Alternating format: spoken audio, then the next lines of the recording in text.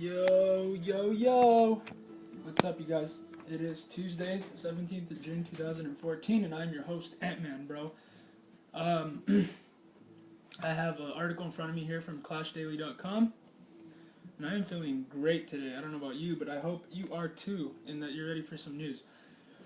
Before I get into this article, I just want to say that it's funny that I have to tell you guys this. I feel like I don't hear anybody else talk about it.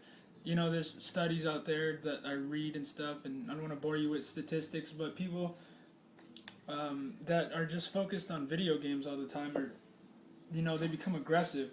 We have a culture of criminals, because of MTV and because of the culture that we have in the mainstream media. We have like a culture of people who want to mess with law-abiding citizens, people who just want to they think that they can do whatever they want and talk their way out of everything that they do and lie and manipulate, and it's everywhere. It's everywhere, dude. It's just everybody does this, and it's a scumbag society in my opinion. So let's have a this article is pretty old. I've had it here for stored here since the 15th of June. What it means to be a man. Don't look to pop culture.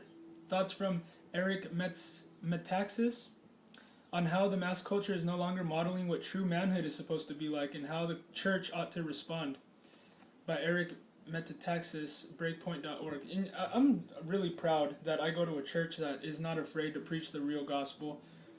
Man, my pastor is a great man of God, and I'm very grateful that God put me in a church that I'm really glad I didn't have to see corruption in the church, man, because I can't imagine what some people must go through, and I have relatives that have gone, unfortunately, through immorality in the church, and that kind of stuff hurts your faith, man, and it's just, when you know what, man, I'm just going to give you guys some practical advice, and I hope you take it. Leaders don't want to be leaders. Notice that I'm always saying it's funny that I have to be talking about this. I'm the only one that talks about real issues and stuff, and there's other guys out there too, but there's not a lot of us. I think it's funny that, when people want to be leaders, I think you need to run away from those people, because people who want to be leaders are like the Pharisees. Read Matthew 23. They're self-absorbed. They like attention. They like being flattered. They like being recognized. They like being praised. People who don't want to be leaders usually are the ones that are the leaders, because they meet the need. They see the need, and they know that they're the only ones that can meet it, or that they're right for the job or whatever. And you see a culture today of just absolute sissy, cowardly, wannabe tough guys, and it's just pathetic, man. I mean, I have to put up with. I live in Southern California, where this is like this is the megadome center, whatever you want to call it, of just absolute yuppies, man. And it sucks. You know what I mean? Because it's just kind of like you see the what's wrong with people. You have the cure for it, but people run away from you because of that, and people, they treat you differently because you're not like everyone else. I live in the center of, like, the Hollywood plastic fake culture, where everybody wants to be like everyone else, and the only thing that matters to people is what they people are narcissistic sociopaths. That's a good word for it, because what it is that they're self-absorbed. They love themselves, and all they care about is how people see them, and they will do anything to have acceptance in people's eyes. Isn't it good, Christians, that our God accepts you the way that you are, and that we don't have to live up to a standard like the law, because we can't anyway, and that God paid it for us? I mean, that's just, whoa. Okay, well, anyways, with Father's Day coming up this weekend, so like I told you, this is an old article. Let's think about what it means to be a father, and more fundamentally, a man. Stay tuned to Breakpoint. Two of my recent Breakpoint commentaries, the ones about the Epic Fatherhood Initiative and film critic Ann Hornaday, linking the shootings in Santa Barbara to the stories Hollywood tells us, would appear to be unrelated. But looking back on them, I find that this isn't true. Both touch on the same subject, what it means to be a man. That's obvious in the case of the one that on Epic... that's obvious in the case of the one on Epic Fatherhood. But when Hornaday wonders about the possible culture impact of outsized frat boy fantasies and men being raised on a steady diet of comedies featuring shubbly arrested adolescents, she's also talking about manhood. When I was working on my book, Seven Men and the Secret of Their Greatness, I thought about the way that our culture has depicted men, specifically fathers, over the past half century or so. It's hard to believe today, but one of the ironic television shows of the 1950s was actually called Father Knows Best. And believe it or not, the title was not ironic. Jim Anderson, played by Robert Young, really did know best. He was kind, patient, generous, and firm when he needed to be. As the saying goes, that was then, and this is, well, not then. Arguably, the defining phrase of what's being called the long 1960s, which ran from approximately 1967 to 1980, was question authority. As I wrote in Seven Men, since that time we've adopted the idea that no one is really in a position to declare that something is right or wrong. Authority figures and role models have taken a major hit in this process. Perhaps no one more than dear old Dad. Jim Anderson of Father Knows Best was replaced by Archie Bunker, a loudmouth bigot, followed by Homer Simpson, a buffoon. Both of them are lovable and fun to watch, but not role models. Now, this lack of male role models in popular culture is tragic for many reasons, one of which is that keep bringing the best at... Okay, anyways, it's over. This article's done. Yeah, I mean, the popular mainstream media culture turns men into metrosexual, sissy yuppies, man. I'm not ashamed to say that. I don't feel bad. I don't have any apology for you. If all you do is watch TV and you're getting your morals and your standards and your principles in life from the television. I've seen a fair share of movies. I watched World War Z for the first time yesterday, and I thought it was a pretty neat movie, whatever. A lot of these things that you see on television, you guys are made to influence you. And one of the things that you see a lot nowadays is people mock Christianity and how it's one of the most, I've studied it so much that the more I study it, the more I believe it. And that's how it works, because the more you research about it, the more you see how real it is. But the thing with what you see in the pop culture is that they glorify zombies, they glorify Godzilla, they glorify things that don't exist, and then the public makes them a thing that does exist. Like, everybody is afraid of zombies, and they think that there's going to be a zombie apocalypse. Yet they make fun of a guy named Jesus who a secular theologian and Josephus wrote about. And you can't deny that Caesar Augustus ever lived, because you can see that he clearly did in the antiquities of stuff that's found through archaeology. I mean, it's really stupid to deny the fact that Jesus Christ was a real man, because historically it is concrete, man. There is viability in it. There is reality, like there is real proof for it. The Bible is proof for it. I think it says in Romans somewhere, like Romans 3 or 13 or something. I wish I really knew it off the back of my hand.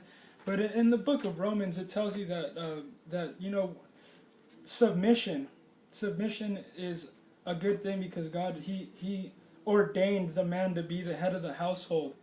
And a lot of people take this into a negative standpoint because they think of it as a license for tyranny.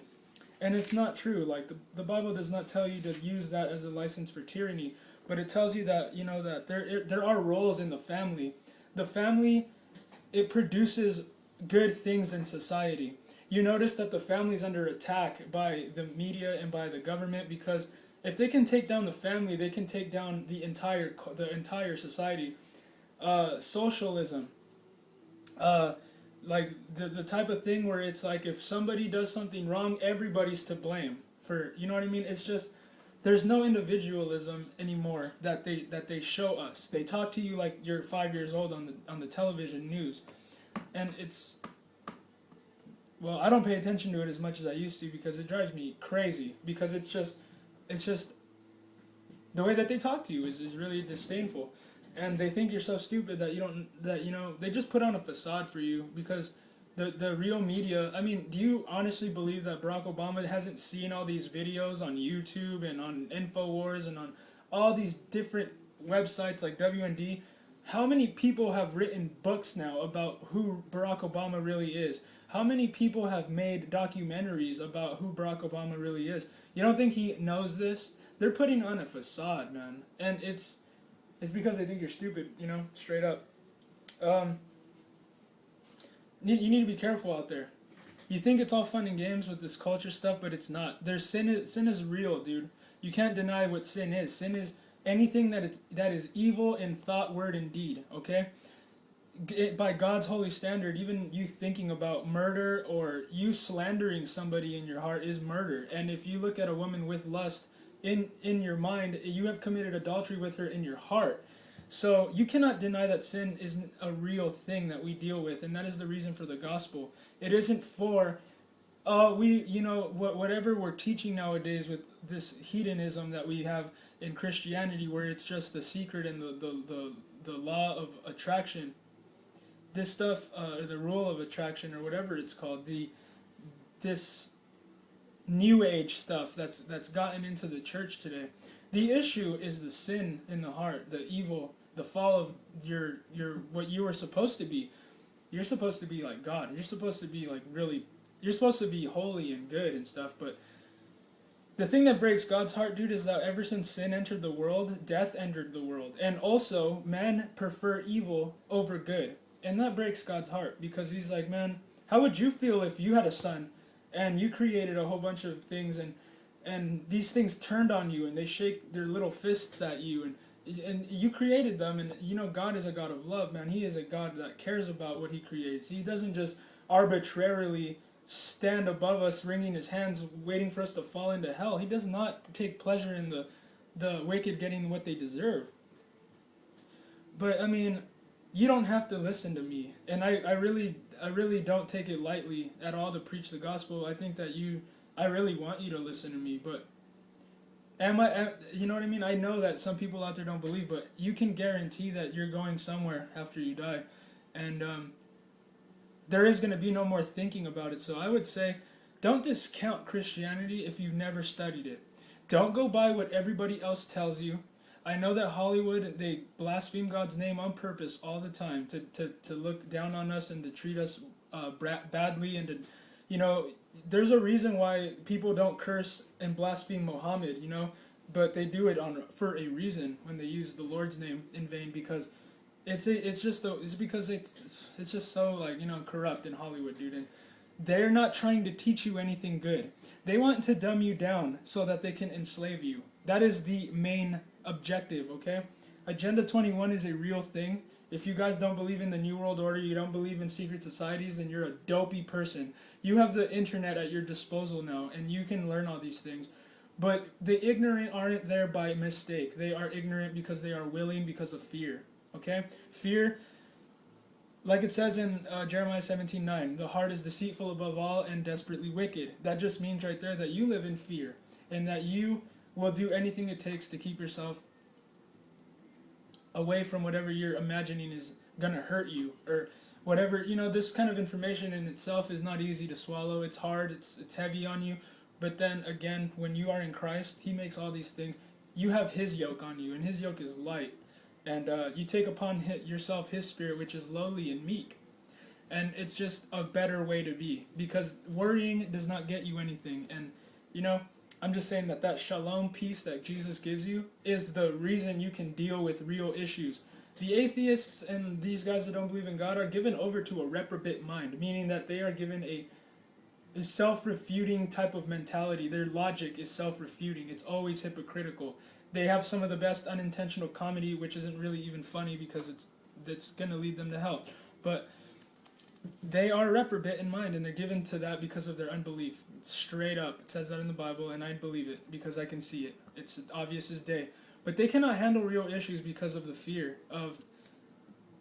It's fear. It's all fear-driven, you know. How many times in the Bible does it tell you not to fear? You know what I mean?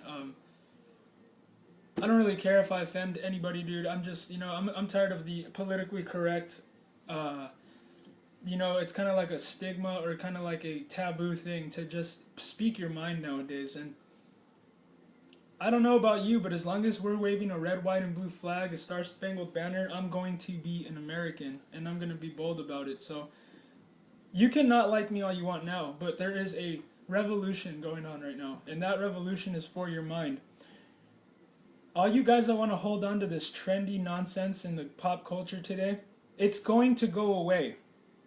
Believe me, man, it is not going to stay around forever, and you're going to look stupid later when you when you don't grow out of it and everybody else has already grown out of it, because people are waking up. People are becoming wise to the things that really go on, because we have information at our fingertips, like up the wazoo, for lack of a better I don't know what that is, a euphemism, I don't know, but hey, I'm glad you guys came to my channel. Subscribe, and God bless you.